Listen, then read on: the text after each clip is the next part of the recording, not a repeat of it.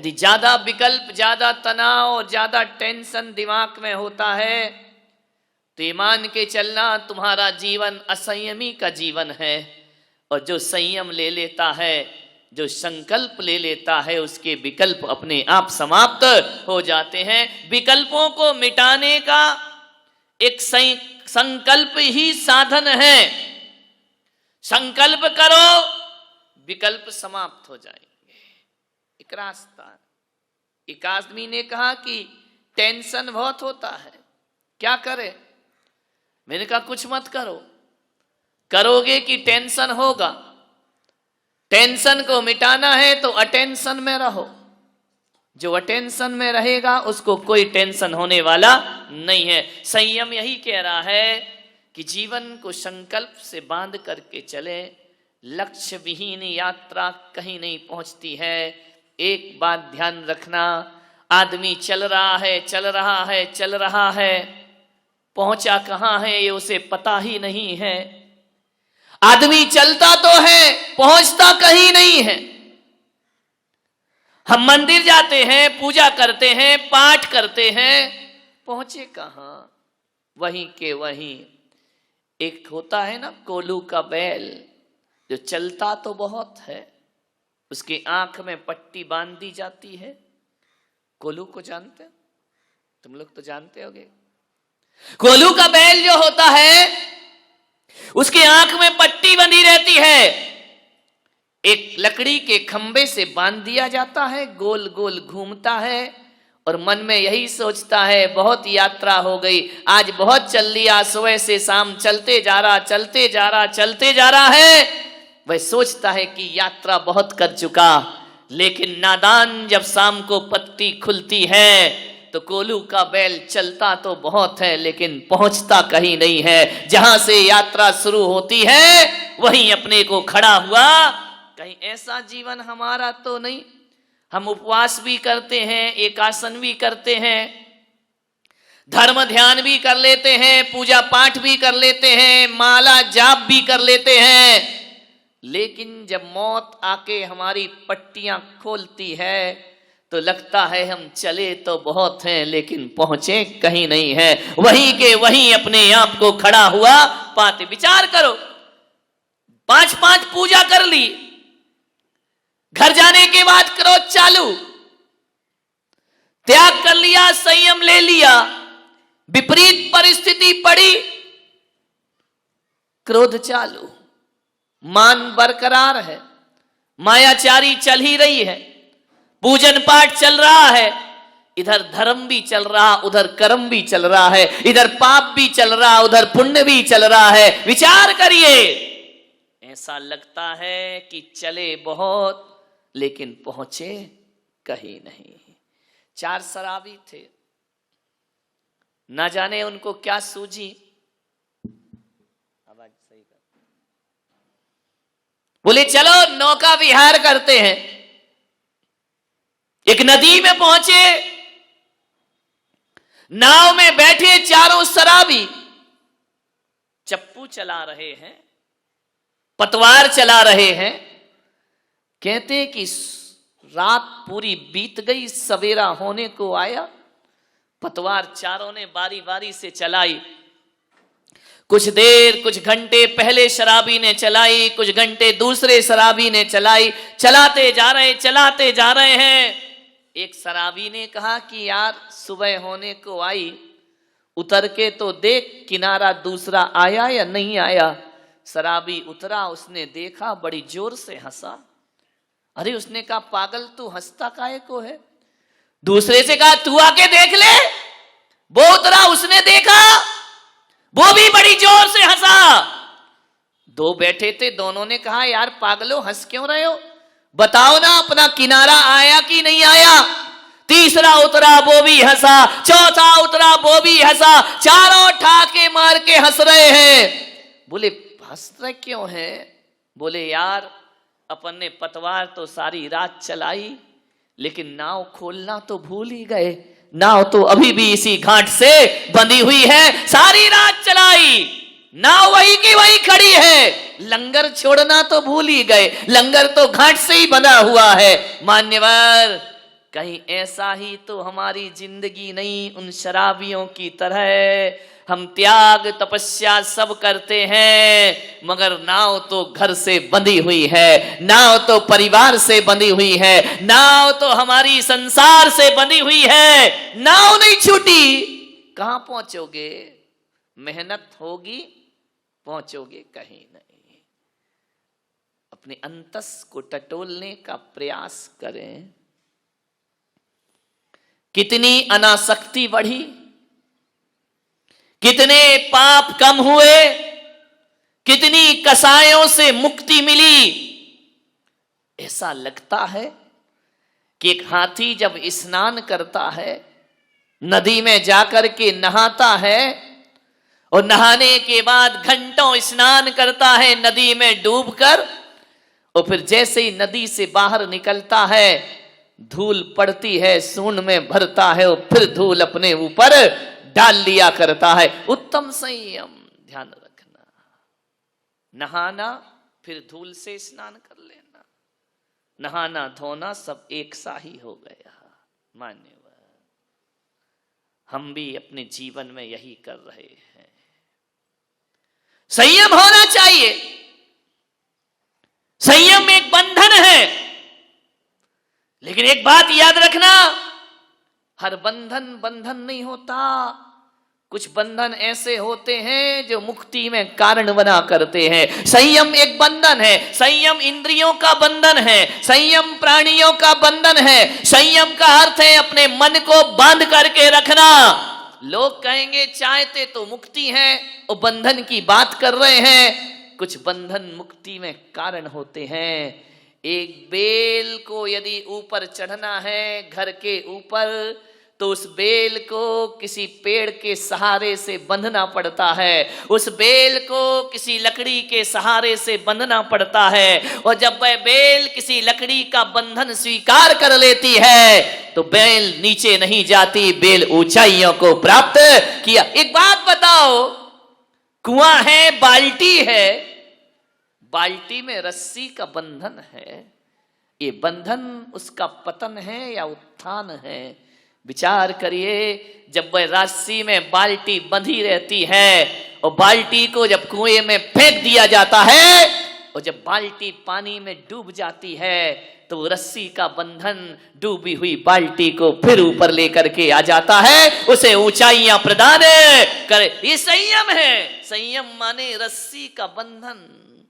हमारा जीवन एक बाल्टी है, रस्सी एक बंधन है, और वही बंधन उस बाल्टी को ऊंचाइयों पर लाने में कारण बना करता है। मान्य आचार्य शांति सागर जी महाराज प्रथम आचार्य हुए जिनसे श्रवण परंपरा चली है।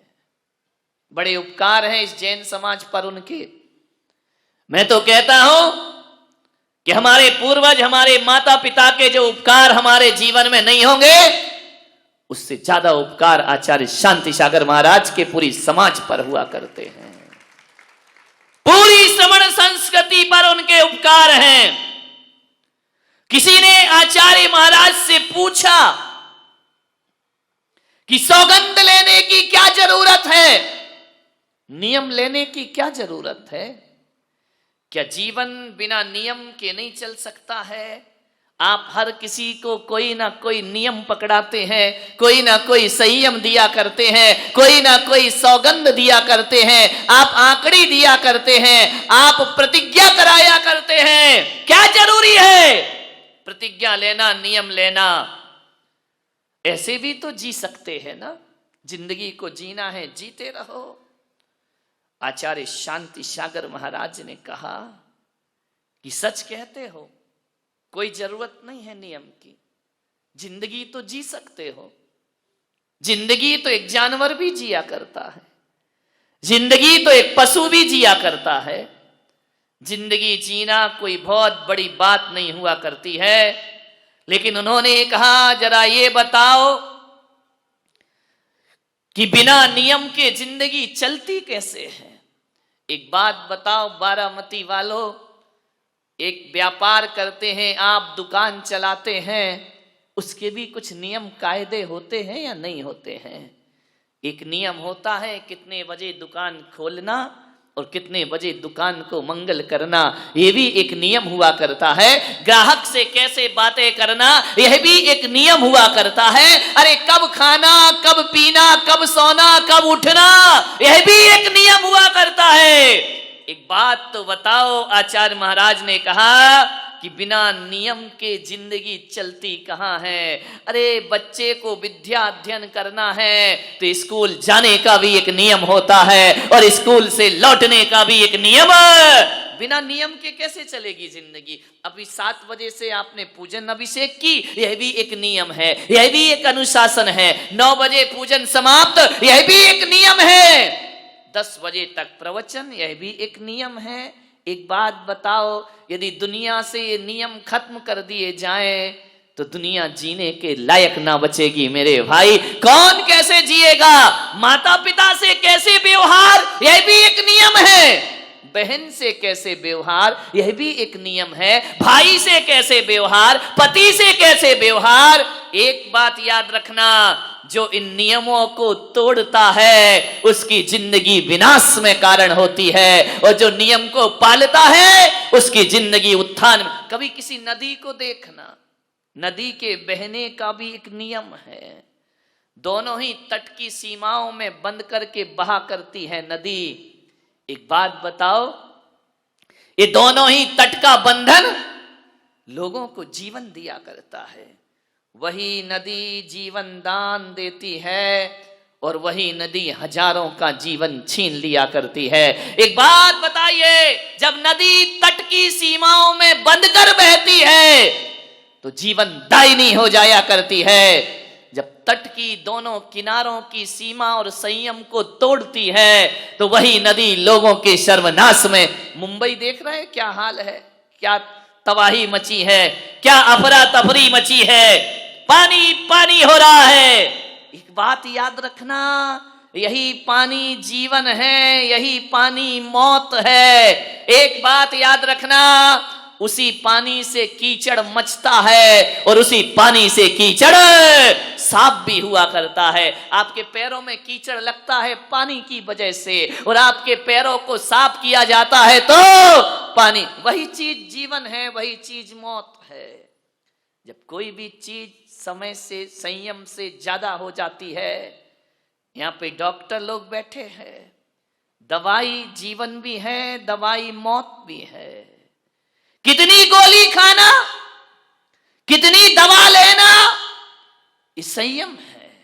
उसकी मात्रा से ज्यादा लिया तो वह दवा भी तुम्हारे लिए मौत में कारण बन जाया करती है। तो जीवन को ऊंचाइयों पर ले जाना है तो संयम रखना बहुत जरूरी है मेरे भाई। आप ग्रस्त हैं, ग्रस्त जीवन में रहते हैं, छोटे छोटे व्रत लिया करो, उन्हें अणुव्रत कहा जाता है, और अणुव्रत के संस्कार हमारी चेतना में होना बहुत जरूरी है। ध्यान रखना, आदमी का जीवन कभी एक सा नहीं होता, उतार चढ़ाव भरा जीवन होता है। महापुरुषों के जीवन में भी उतार चढ़ाव आते हैं, हमारे और तुम्हारे जीवन में भी उतार चढ़ाव आते हैं। एक सी जिंदगी किसी की नहीं हुआ करती है, लेकिन ऊंचाइयों के दिन आए तब भी हमें रहना है और नीचाई के दिन आए तब भी हमें रहना है। अच्छे दिन आएंगे तब भी हमें ही जीना है, देखना है। बुरे दिन आएंगे तब भी हमें ही उन्हें भुगतना है। ध्यान रखिए, यदि राम राजा बनने के दिन आए तो उसमें भी राम ही साक्षी बने, और वनवास के दिन आए तो उसमें भी राम ही साक्षी बने। सुख दुख दोनों को हमें ही झेलना है। संयम एक जीवन जीने की कला है। संयम एक ऐसी कला जो जिंदगी को जीने के रास्ते बताया करती है। आपको मालूम है, अष्टमी चौदस को जैनों में लिखा है एकासन करो, उपवास करो। क्यों लिखा है, क्या वजह है इसकी? ये 10 दिन एक टाइम क्यों भोजन करते हो? 10 दिन के उपवास क्यों होते हैं? आपको ये 10 दिन के लिए सफेद कपड़े पहना दिए गए, 10 दिन के लिए कहा कि चटाइयों पर सोने का अभ्यास करिए, 10 दिन के लिए आपसे कहा गया है बाजार का भोजन मत करिए, संकल्पित भोजन करिए, संयम का भोजन करिए, सादगी का जीवन जियो। मैंने सोचा कि ये केवल 10 दिन की बात नहीं, श्रावक के लिए तो अष्टमी चौदस को भी कहा है कि हरी मत खाना, अष्टमी चौदस को भी कहा है कि रूखा सूखा भोजन करना, अष्टमी चौदस को कहा है कि एक टाइम भोजन करना। महीने में 4 दिन, 4 बार आते अष्टमी चतुर्दशी, हर महीने में 4 दिन रूखा सूखा भोजन करो। महीने में 4 दिन डल्लप के गद्दे पर मत सो, महीने में 4 दिन जमीन पर सोने का अभ्यास करिए, महीने में 4 दिन श्रृंगार मत करो, सादगी का जीवन जीने का प्रयास करो। महीने में केवल 4 दिन। शास्त्रों में तो लिखा है अष्टमी चौदस को घर बार छोड़कर जिनालय में निवास करना चाहिए, भगवान के मंदिर में रहना चाहिए, रात्रि में जागरण करना चाहिए, सोना नहीं चाहिए। ध्यान रखना, अष्टमी और चतुर्दशी वाले दिन। मान्यवर, मैंने सोचा कि ये नियम क्यों बनाए गए हैं, इनका कारण क्या, इनका लॉजिक क्या है। तो मैंने इसी चिंतन पर पहुंचा कि भगवान महावीर ने कहा है कि सबके दिन एक से नहीं हुआ करते हैं।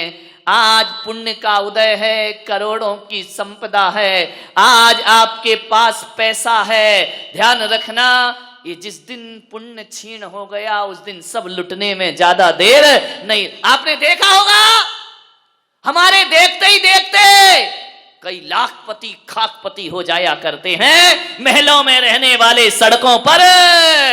देखा नहीं सिंघानिया का जीवन, इससे बड़ा उदाहरण क्या होगा। महलों में रहने वाला सड़कों की खाक छानते फिर रहा है। मान्यवर, ध्यान रखना, जीवन बदल जाएगा। बहुत ऐशो आराम का जीवन जिया, अब जेल की हवा खाओ, ध्यान रखिए। बहुत डंलप के गद्दे पर सोए, अब जेल की दरी मिलेगी, जेल की एक चादर कंबल मिलेगी, गुजारो जिंदगी। अब आंसू क्यों, अब रोना क्यों, अब माफी क्यों, अब सिसकना क्यों? विचार करिए। काश महावीर की साधना कर लेता तो आज ये दिन देखने की जरूरत नहीं पड़ती जिंदगी में। महावीर का संयम ले लेता। भगवान महावीर ने कहा कि ग्रस्त हो, 4 दिन सादगी के गुजारो, 4 दिन सिंपल रहो, 4 दिन ऐसा जीवन जियो जैसे साधु संतों का जीवन होता है। मान्यवर, इसलिए कहा कि ये पुण्य जिस दिन छीण हो गया और ये 4 दिन जो महीने की आप साधना करेंगे, 10 दिन पर्यूषण की साधना करेंगे, तो कम से कम आपको इतनी आदत तो पड़ जाए कि जब डल्लप का गद्दा बिक जाएगा तो हमको चटाई में भी वैसी नींद आएगी जैसे डल्लप के गद्दे पर नींद आया करती है। आज तुम्हारी थाली में 10-10 प्रकार की सब्जियां हैं, रोटी है, कल ये छिन गई तो जब रूखी रोटी खाने के दिन आएंगे ना तो जिंदगी बोझ नहीं लगेगी मेरे भाई। ज्यादा सुविधा भोगी जीवन जियोगे और जिस दिन सुविधाएं छिन जाएंगी उस दिन सिवा आत्महत्या के कोई रास्ता तुम्हारे पास नहीं। तुम्हें लगेगा कि मर जाओ ऐसे जीवन से, लेकिन यदि ये साधना कर ली, ये 10 दिन की साधना, आपने रंगीन वस्त्र छोड़े, सफेद वस्त्र धारण किए, मान्यवर, आज की साधना बुरे दिनों में बहुत काम आया करती है। इसलिए बारामती वालों, मैं आपसे निवेदन करता हूं कि महीने के 30 दिन 30 रात आप घर में बिताते हो तो हर महीने एक नियम करो कि एक रात किसी तीर्थ पे जाके धर्मशाला में भी बिताने की साधना करेंगे।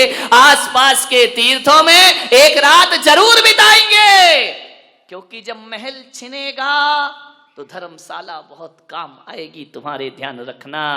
मान्यवर, आपसे निवेदन है, एक दिन रूखा सूखा खाओ, ना छिने पुण्य। कल ऐसी बीमारी लग गई कि आप फिर तला हुआ नहीं खा सकते, तो अष्टमी चौदस की साधना तुम्हारे बहुत काम आएगी। ये संकल्प, ये संयम बुरे दिनों में हमारे जीवन में बड़े काम आते हैं। महीने में 4 दिन ब्रह्मचर्य की साधना करो, महीने में 4 दिन रस परित्याग का जीवन जियो तो ध्यान रखना उतार चढ़ाव की जिंदगी में भी जिंदगी संभल करके चलेगी। फिर आपको लगेगा, आज आप देख रहे हैं हम लोग यहां पर हैं, यहां चातुर्मास हो रहा है, मेरे कमरे को देखना। कई लोग तो मुझे कम देखते, कमरा ज्यादा देखते हैं, क्या लगा है, क्या सजा है, क्या दरबार है। ध्यान रखना, विचार करना, आज यहां है तो उस कमरे में हम रुके हैं, कल बिहार होगा तो टूटे कमरे में भी रात गुजारने की ताकत रखा करते हैं। ध्यान रखिए, टूटे स्कूलों में भी रात गुजर जाया करती है। आज सुविधा है, कल नहीं रहेगी।